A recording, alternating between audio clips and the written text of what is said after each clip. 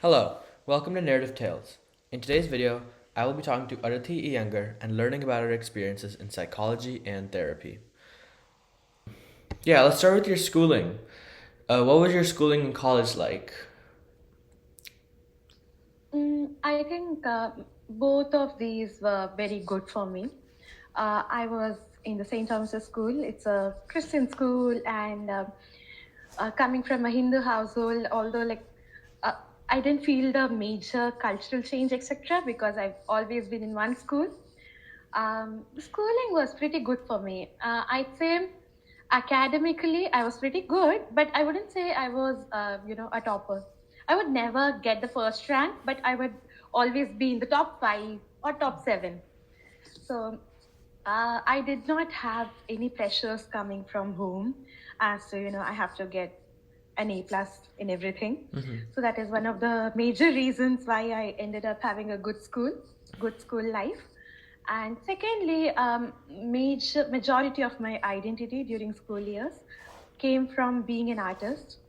So I started learning Bharatanatyam at a very young age, and I started performing via school in various stages from like kindergarten. So majority of my identity is based on that. So because of that, I was a popular kid in school, but not like that sort of popular where uh, there are popular kids who gather a lot of kids and move around. Not that sort of popular, but people knew me as the girl who always performs on stage. Yeah. So, as you did go through school, what inspired Hmm. you to go into psychology? People often ask me this, how come you ended up in mental health? I really do not know it's whether I chose the subject or the subject chose me. I remember that I always had a knack for hearing people and stories. Until date, I'm very curious about people and stories. So that is one of the reasons. And psychology as a kid, when I was in 11th standard, I was entering the 11th standard. It sounded very exciting, fancy to put it simply. That is the primary reason that I entered it. But then I also saw how structured the subject can be. It's all not just listening. A lot of theory goes behind it. So a lot of uh, you know all this debate on science and arts, uh, psychology having both the aspects kind of fascinates me. I like that fact Yeah. about it. Hmm. So, in psychology, what subjects do you study? Okay, we end up studying social psychology. I think it is the most relevant part of psychology of all, in which we do learn a lot about why people interact the way they do in social settings. A lot of political ideas and why politicians did that, even though uh, in retrospect it sounds not so bright, but why did the politician ended up doing that, even during Cuban Missile Crisis, all the Vietnam War. In retrospect, people have applied a lot of social psychology to it.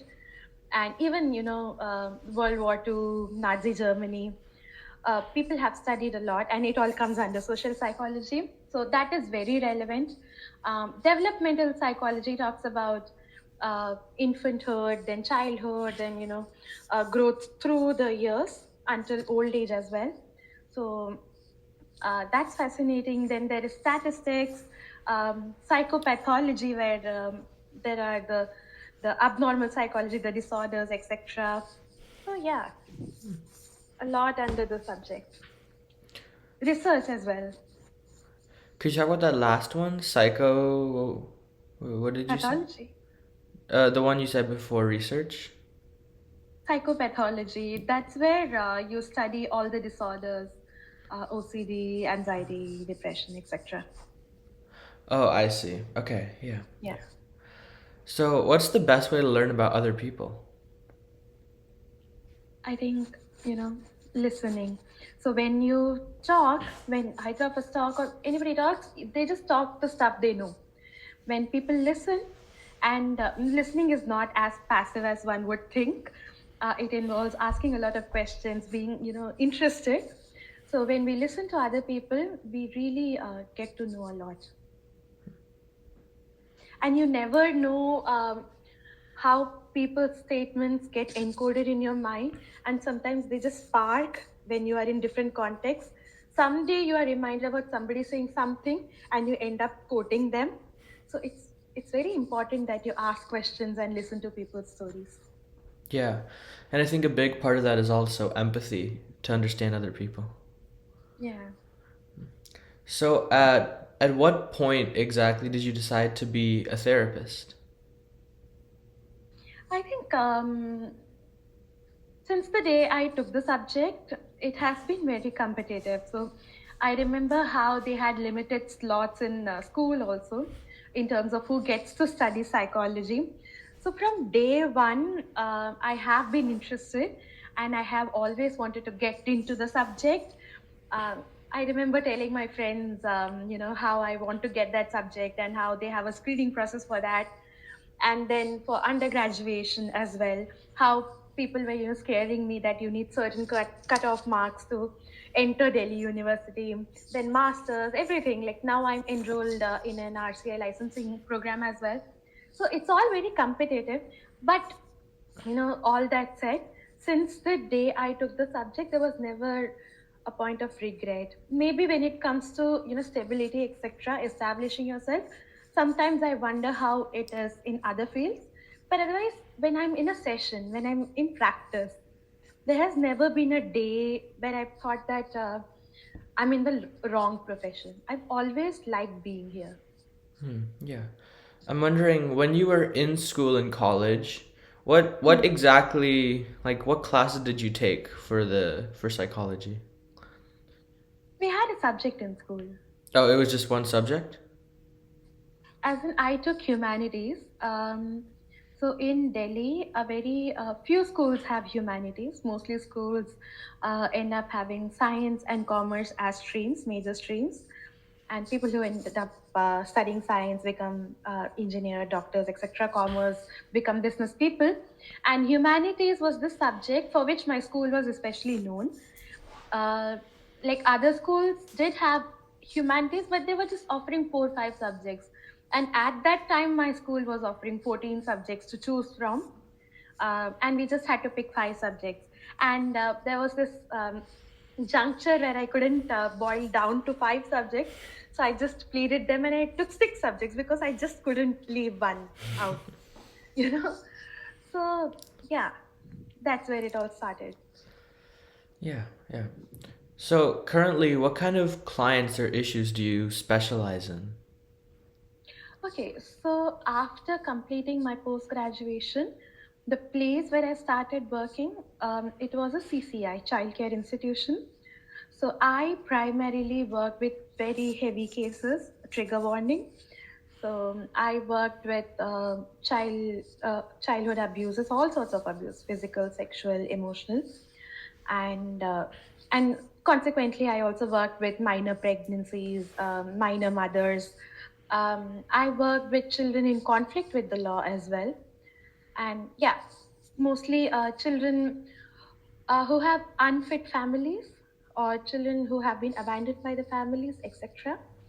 But then once I stopped working there for all the logistic reasons, I also started preparing for this another degree, MPhil.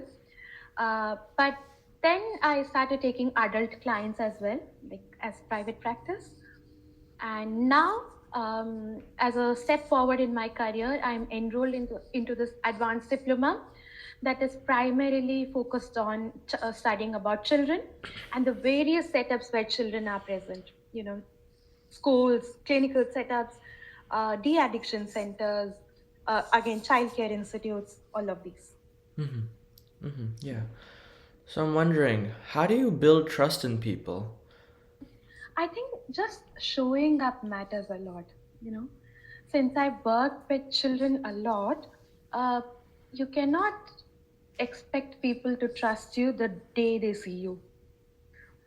Uh, People do end up catching the energy. That is okay, but in order to be really vulnerable, it takes time, and you do not have to do anything extra for people to start trusting you. It's just showing up every single day consistently. It matters.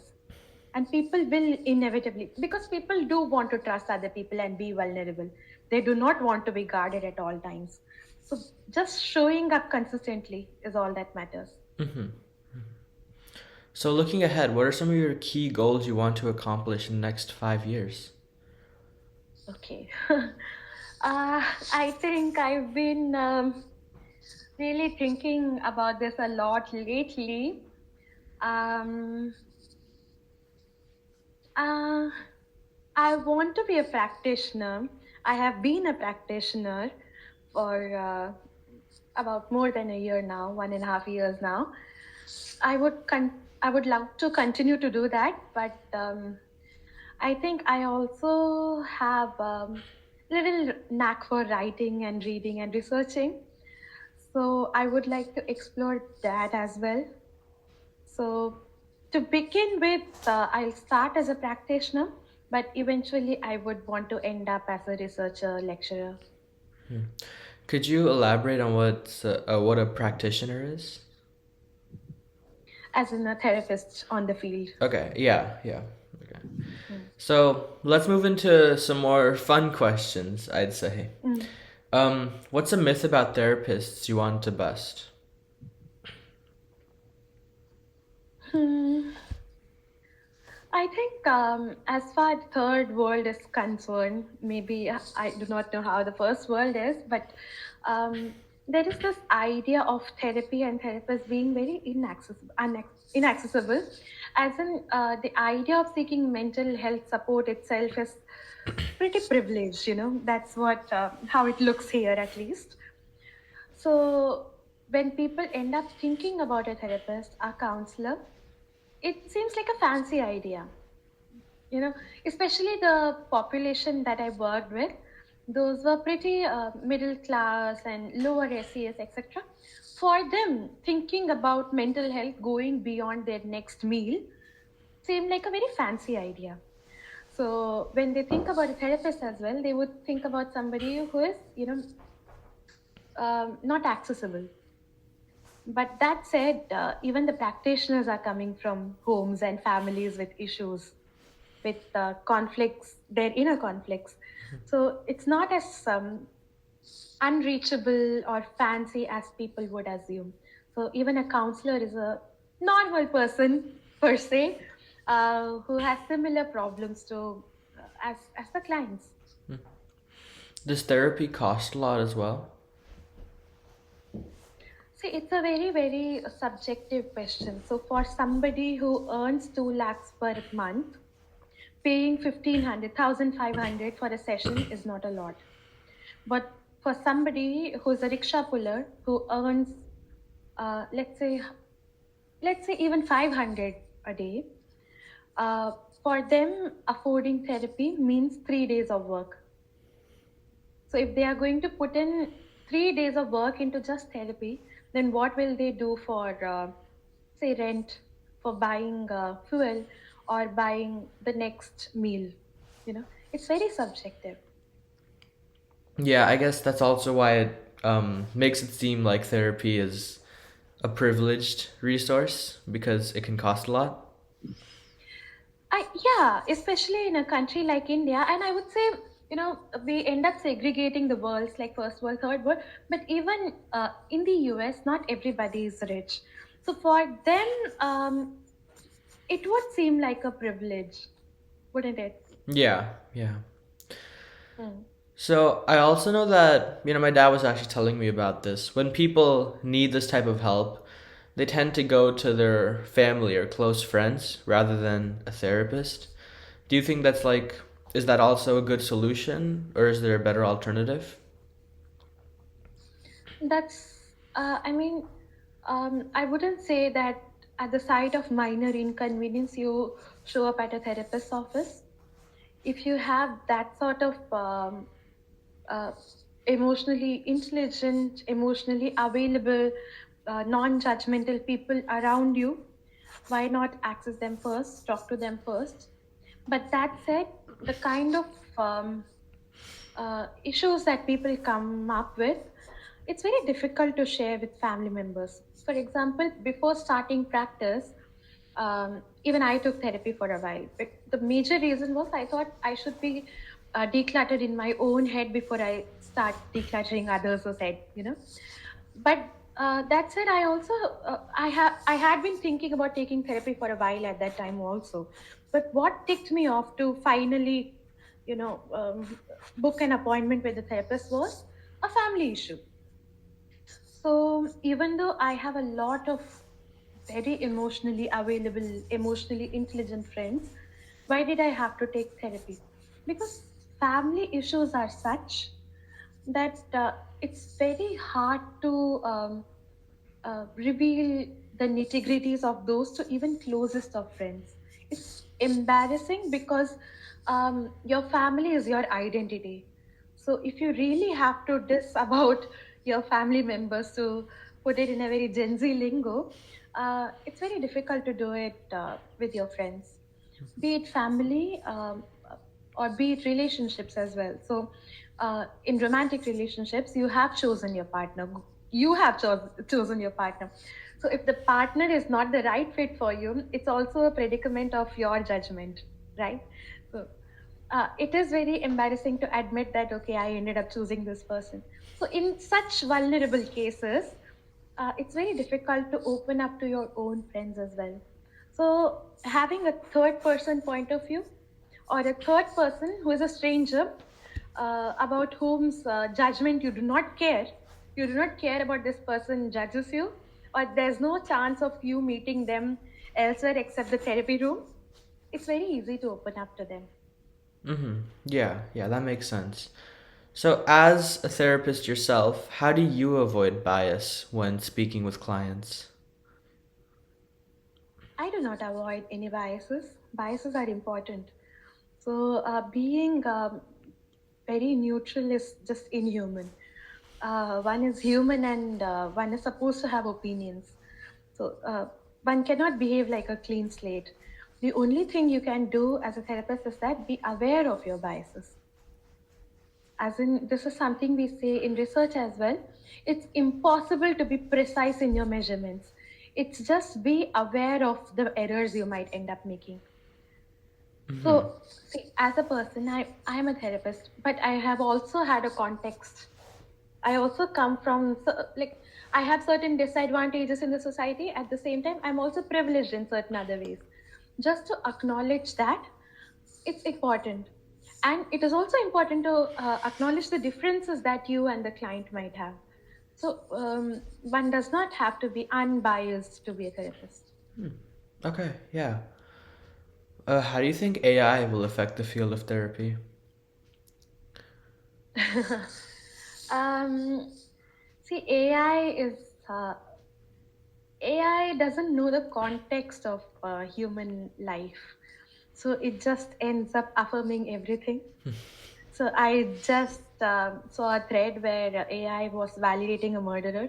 It's fine. You just ended up murdering once, and it was an impulsive decision. You do not have to be so hard on yourself for murdering just once. So AI has a pattern, works on an algorithm. It doesn't know context. So I don't think a therapist's job is one such job that AI can take Mm-hmm. up. Yeah. I also know like lots of people turn to AI chatbots for therapy. Is that what do you think about that? AI is like social media. It will say what you want to hear because a lot of its responses is based on what you prompt. So if your question itself is leading in some direction, it will sense what you want to hear. So it will say what you want to hear. So uh, I don't think it has that sort of real life discretion to, be the devil's advocate as well. As therapists, sometimes we also say things that the client do not like to listen to. That AI doesn't do usually. Mm-hmm. Yeah. So, on to a much more subjective question. Do you think free will is real? Uh, I am, as a person, always in the middle when it comes to opinions. So I would say free will does exist, but the options from which the person ends up choosing, those are deterministic. As in, if all other factors are held constant, and still a person ends up doing something that they are not supposed to do, then that is purely out of free will. Okay, yeah. That's everything I have to ask you. Thank you for your time. Okay. Of course. Thank you so much. If you enjoyed this video, you might also enjoy some of my other videos as well.